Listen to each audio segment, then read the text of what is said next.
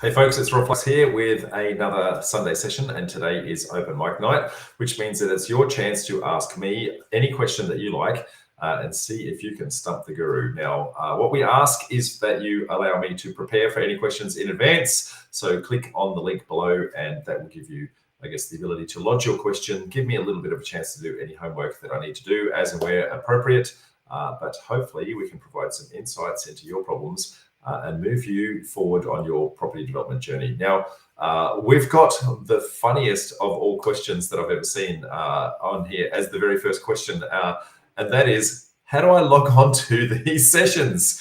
So now I don't know how to answer that question, because in order to see that, you need to have logged on, and so we've got this open loop. But let me tell you that we do this through Facebook, through what is called Facebook Live. We do it through YouTube. We also do it through LinkedIn. So you can get access to us on any one of those three channels. The fact that you've even found the place to ask the question should mean, if you also read that page, it does say where we also broadcast out live. So we go out 5 p.m. Australian Eastern Standard Time on a Sunday, the first Sunday of every month for open mic night. But for all other Sunday sessions, it is every other Sunday of the month, with some very, very minor exceptions. So that question, and I want to thank you, came from Tabitha. So thank you, Tabitha. It made me giggle when I saw that, so I wasn't quite sure how to answer that. Now, next one. Oh boy, this one's a doozy. So this one has come from Simran. So Simran says, what are the top 10 items that I must consider in doing a JV agreement that my sweat equity partner has produced? Okay. I am the money partner and will take my own independent advice once the document is ready. So top 10, wow, I had to go and scratch my head. Not too hard, because there's not much hair left there to protect me. But firstly, they're going to give you an information memorandum, or typically they should be giving you information memorandum, or an IM for short. That's going to give you a little bit of an overview of the project in itself. Now, that overview should hopefully cover a lot of the items that I'm actually going to talk to. And if it doesn't, it should create a whole bunch of questions that you need to actually be able to answer for yourself. Now, I'm going to start with some basic, broad, I guess, guidance here. And that is to say that, I guess, whenever you're investing in a project, one of the most important things to actually understand is, do you understand the project? Because if you don't understand the project, if you are just taking someone's word for it that the project is good, anyone that shows you any feasibility at all or any IM is only going to show you one that always shows profit. Always. They always do. Because chances are they've missed something if they don't know what they're doing. And so it looks great on paper, but may not necessarily be great in the real world. So you need to be very, very good at being able to read through not just what they have given you, but read through the undercurrent of what's actually sitting underneath and be able to interpret, is it a good deal or not? So top 10 things to consider. And I guess the first one that comes around that is the site assessment review. So when they've done their site assessment, have they identified every single risk, every single challenge, every single problem that needs to be solved on the project? Because if they haven't identified the issue, then the issue is going to turn up at some point in time. And if that is the case, then if they've missed it in their site assessment, then chances are they've missed it in their feasibility, because they don't know the problem that needs to be solved. So top 10 things for you to do is, you need to understand how to do a site assessment yourself and identify those issues and challenges. You need to educate yourself in that realm to make sure that the IM they're giving you actually lines up with the reality of the thing. Now, every single time that they identify an issue or challenge, that should become a line item with a consultant or I guess some sort of engineer or something to solve that problem inside the feasibility. You know, we're going to touch on feasibilities in a sec. The next thing that you need to get very good at, so that's number one, is the site assessment review. Number two, you need to understand the sales research. Okay, so there's going to be sale of the raw product, so I guess an unimproved site. And then there's also the sales of the finished product. So what is the finished thing that you're creating? Is it land? Is it house and land? Is it a unit complex? Is it a duplex? What are you creating? So what would the raw site be worth, and what would the cooked site be worth? Now, those sales research, okay, tend to be a little bit optimistic on those at many times as to what numbers we actually think we're going to achieve. So be realistic. Make sure you've got plenty of evidence. Ideally, where humanly possible, you want to get 10 different examples of something that are similar to what it is that you're trying to buy or what it is you're trying to sell, in order to get some statistical averaging that's going to give you some comfort level that what you're trying to do is actually doable. That's number 2. So number 3 then is the feasibility. Now, the feasibility is the adding and subtracting of those first 2 items. So for every problem that you saw in the site assessment, there needs to be a line item for that in the feasibility that actually accounts for that. Now, if there's not a line item, at least to engage a consultant to actually do a review. If there's not a line item, chances are you've missed the problem and you've missed the challenge that's actually sitting there. So the feasibility, though, is just the adding and subtracting of those 2 things. You can get some very fancy software that does that, and I have a piece of software called QuickViso, and I'll do a quick little plug, see if I can find my link for QuickViso. There it is there. So I have a little software tool called QuickViso that allows you to actually do this. Now, QuickViso uses my 3-stage methodology. So can I do a quick and dirty feasibility using some rough rules of thumb? Is it going to be order of magnitude in the profitability that I'm actually looking for? The next thing is, after I've identified all the issues and challenges, I engage with my consultants and I get some price points. Now, at this point, they are estimates, they're not quotes. And we get some estimations from our consultants to say, look, we've seen this problem many times before. This is roughly what it's going to get. So we get a little bit more accurate. And then stage 3 is our due diligence, where we actually go and get all of our formal quotes and the like in order to lock that down. So QuickViso is the only tool that I'm aware of that allows you to do your feasibilities in those 3 stages. So quick and dirty, a detailed, and a due diligence level version. That way you can determine whether or not you want to spend days actually doing your feasibility, or can you throw the site away in minutes because of the fact that you're using rules of thumb and it's just not even in the ballpark. So hoping that helps you, progress forward. So, okay, the next one. So that's number 3. So the next one is that you want to have yourself a joint venture contract in place. Okay, so this is not a handshake. This is an actual formal legal document that actually dictates a whole bunch of things with regards to how the project is going to run. Okay, so one of those things. So firstly, you need to have a joint venture template in place. Please do not do a handshake. Okay. The next thing is that there are going to be some key roles within that JV document that you need to make sure of. And the big one is roles and responsibilities. Who is responsible for doing what, and in what timeline are they responsible for doing it? If you do not understand that, you might think that they are doing something. They might think that you are doing something. Nobody is doing that something. And so it just sits there and people twiddle their thumbs and wonder why holding costs start to ratchet up. So you need to understand the roles and responsibilities inside the document, and who's actually going to be doing what.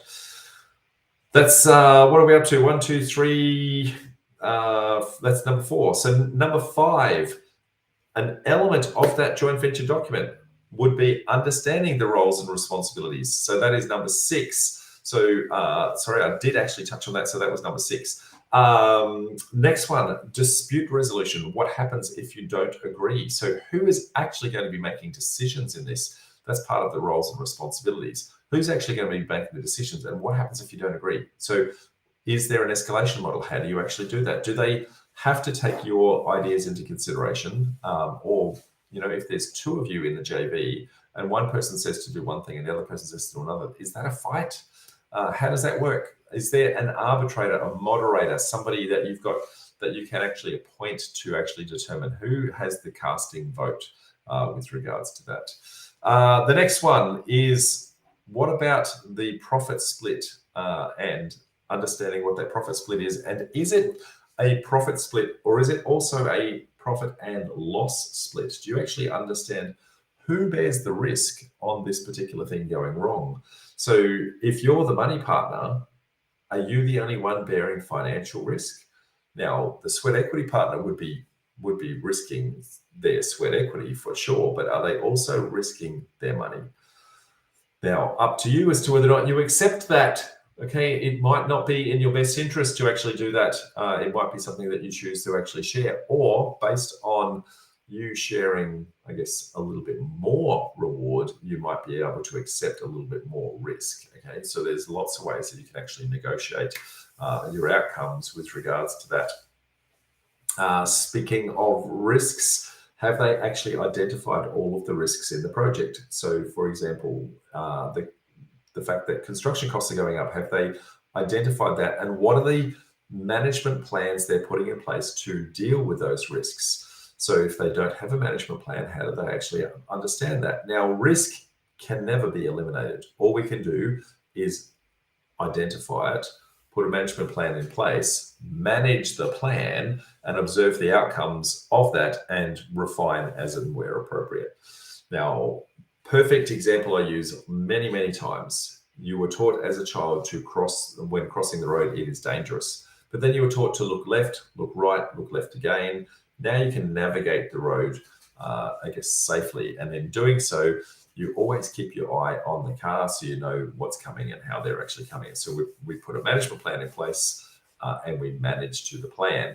Now, the risk is still the same. The car is still very, very dangerous. But by identifying the problem, by putting a management plan in place and by managing to the plan and taking the appropriate actions, we can minimize and or mitigate as many risks as humanly possible. Next one would be security of the funds. You're putting money into this. What happens if they decide to steal the money? What happens if the project gets stalled? What happens if the sweat equity partner gets sick?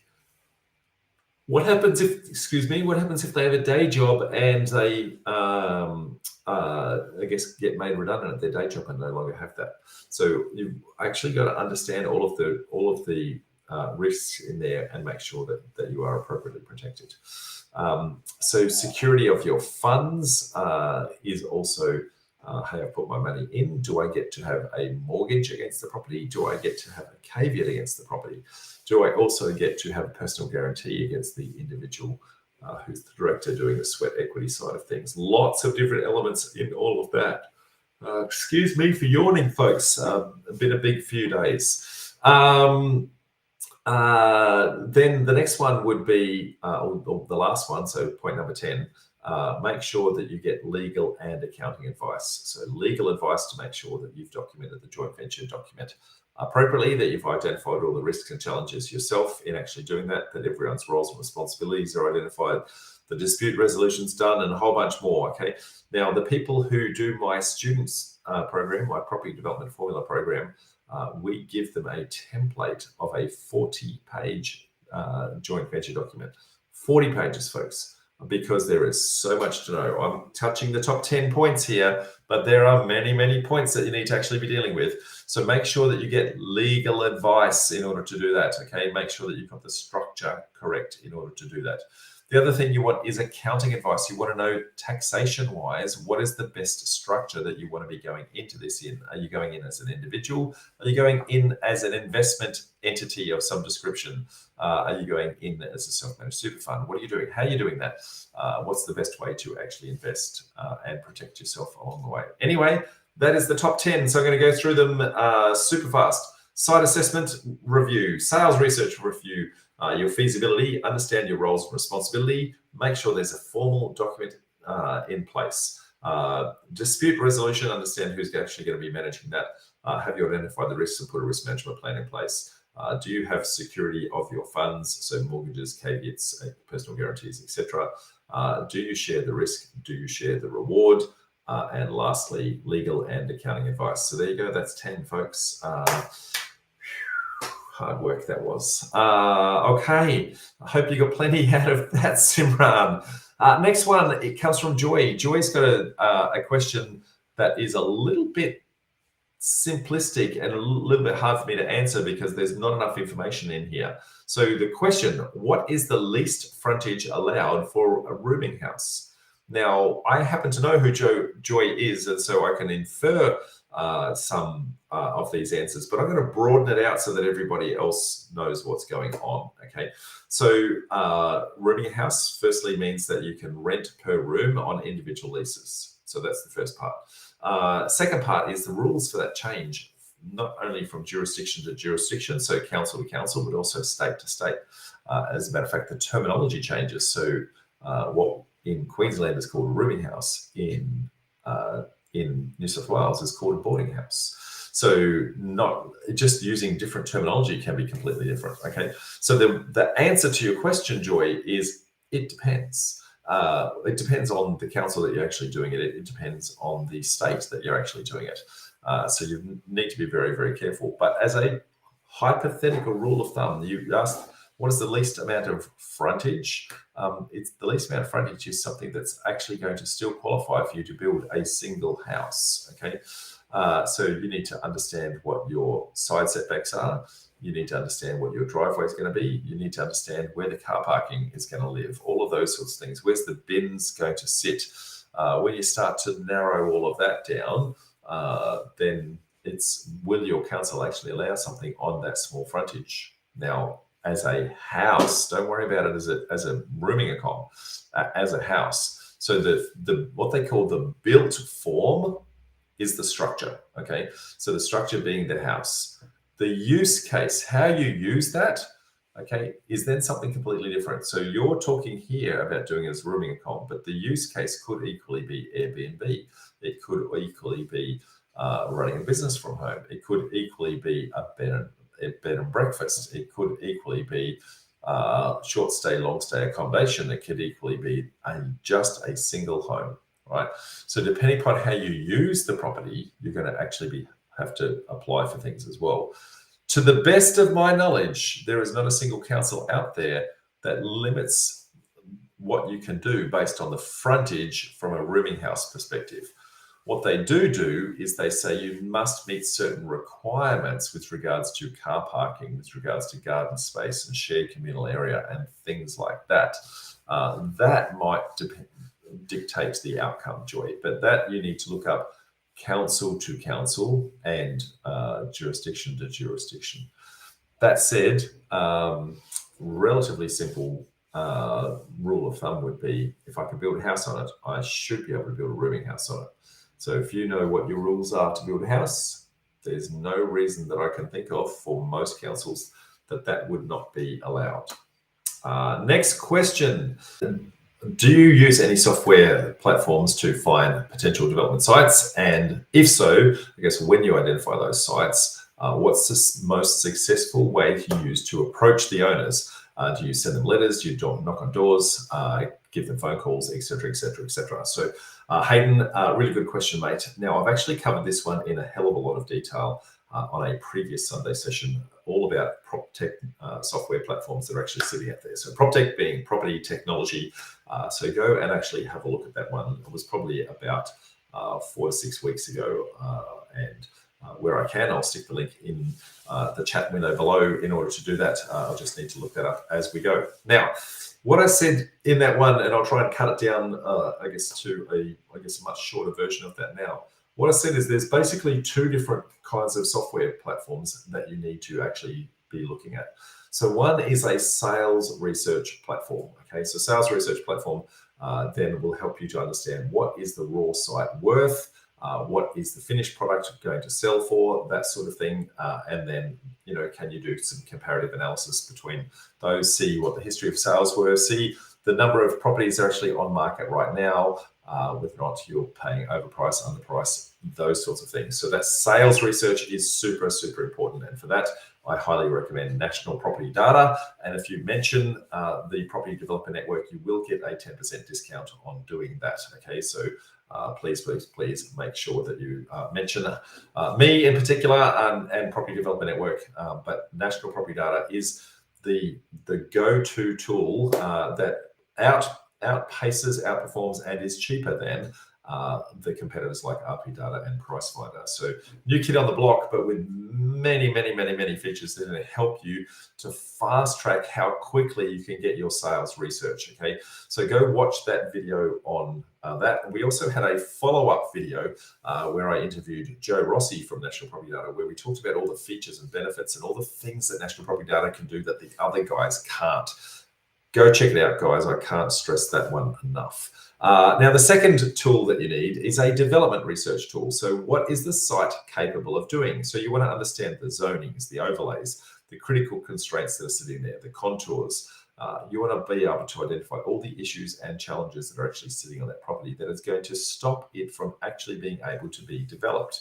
Okay, now you need the two different versions of tools. You can't get away with just one. Because if you do, you're kind of only half doing the job. So make sure you get the best of breed for both of those. So go watch that PropTech platform, I guess, recording to actually go through that. Now, with regards to the second part of the question, what's the most successful way to approach the owners? Do you door knock? Do you send letters? Do you do phone calls, etc.? There are a couple of things to be very, very mindful of from a legislation point of view, okay?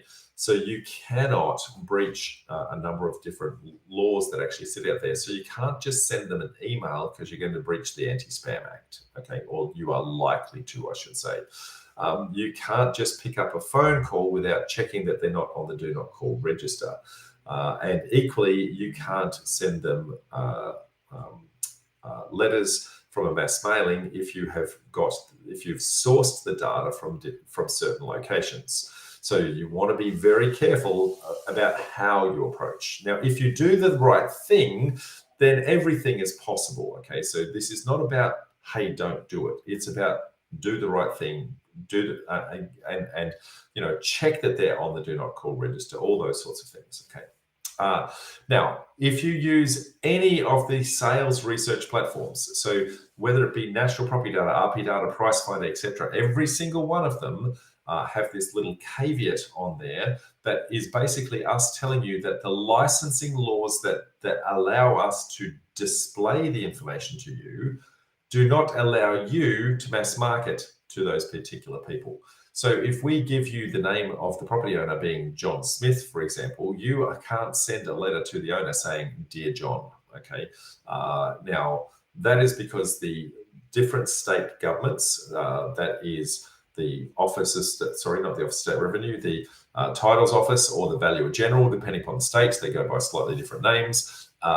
They typically say this information is private in nature and can't be used. Now, there are some ways around that. I'm not going to go around those ways around that, but you can actually source the information from many, many sources. So the electoral roll, for example, you could do white pages, for example. There's a lot of publicly displayed records where if you can source the name from the publicly displayed records, then you can use the information. And so it's super important that you actually wash the data is the term, that you actually put the effort in to actually make sure that you are legitimately allowed to approach and call these people. If they are listed in white pages and their phone number is in white pages, then you're allowed to call them because they've got the information on there. Check the Do Not Call register to validate that they haven't actually listed it in one place and not on the other. Now, that those two data sources should match each other, but you want to validate that and double check that. Okay, those sorts of things. Do you go and buy a title for them? And if you do, can you get their name from that? There's lots of different ways of sourcing this stuff. Okay, but don't just, because you can see the information, don't just assume you can use the information. Okay, now, which is the best approach? There's a simple answer. All of them. Okay, you got to do all of them, because I guarantee if you send a letter, then chances are they'll read the letter, say, "Hey, loved one," whoever that may be, but boy, girl, or otherwise, "Hey, loved one, somebody's interested in buying a property. What do you think?" And they'll go, "Never thought about that, but we should think about that." And they'll go and safely place that letter somewhere and then promptly lose it because somebody cleaned up, screwed it up, put it in the recycle bin and forgot about it. And then all of a sudden, you're not thought about anymore. So if you don't send a second letter, then chances are they'll go, oh, there's that letter that came from Rob. I should give him another call. So what you're doing, you're activating somebody's thought process, okay? But chances are when they read that, you're going to get a 50% hit rate. So 50% of those people are going to say, I don't like dealing with someone directly. I'd rather deal with a real estate agent. And the other 50% are going to go, I don't like dealing with real estate agents because they have to give too much commission away. I want to deal with this guy direct and I get to keep more cash in my pocket. Now, which person you get, which time, I don't know. So you need to do the other approach. You need to go talk to agents and say, hey, agents, I'm interested in these properties. I've done all my homework on these properties and I'm super interested in buying them. If you can go door knock on my behalf, then I'd be happy to give you the listing or do the purchase directly through you because I'm a willing buyer. So that way, if you upset them because they don't want to deal with you direct, then the agent going in should be able to I guess, pick up the fact that you've activated them and be able to deal through the agent. Also, if you go door knocking yourself, I guess, then they're going to the people that actually like the fact that you're dealing directly with them are actually going to get to meet you directly, and they're going to have a little bit more, I guess, personality and connection with you than they would from someone else as a random stranger who just sent a letter and didn't follow up. So you need to do all of them, okay? But when you do all of them, just be conscious of keeping within the legislative boundaries of what is actually allowed. So the Do Not Call Register, the Anti-Spam Act, and the no marketing from, I guess, your sales research portal tools, okay? So if you do all of that, you should be fine. Next one, Leisha says, I'm looking at adding a 3-bed, 3-bath granny flat to my principal place of residence. Costs around $300K, rent return of $250 per week per room. I have high equity, low cash flow. Is this a strong strategy or is it a better way to spend the $300K?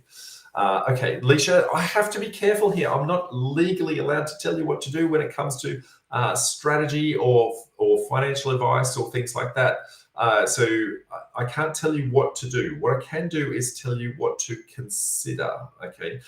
So what to consider. So firstly, who's going to manage this? Is this going to be you managing it? Is it going to be someone else? What are the I guess the management costs that actually sit associated with that? Is that an all-inclusive rental price? Is it including rent and internet and electricity and a whole bunch of other things? Because if it is, it's going to be treated like a hotel room, and they're going to come in one day and turn on the air conditioner, and 12 months later they're going to walk out and turn it off, right? And you're going to be paying the electricity the whole way. So how are you actually going to monitor and manage that? Have you got the correct insurances on the property? As soon as you rent per room, standard landlord's insurance does not work, okay?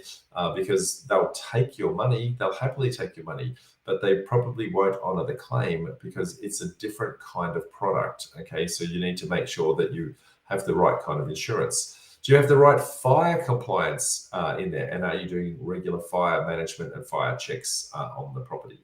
Are you legally allowed to rent per room in your particular council? Some councils you can, some councils you can't. If you do you need to put a development application in place in order to do that? And some councils you do, some councils you don't. Some it's automatically assumed if it's under a certain number.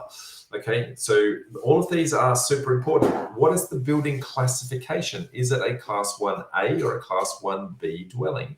Now, chances are it needs to be a Class 1B dwelling, which means that there's going to be a whole bunch of things, not just with regards to the fire compliance, but also the disability access into the property. So do you have a ramp going in? Is it wheelchair friendly? Can people in a wheelchair get into a bathroom, a bedroom, the laundry?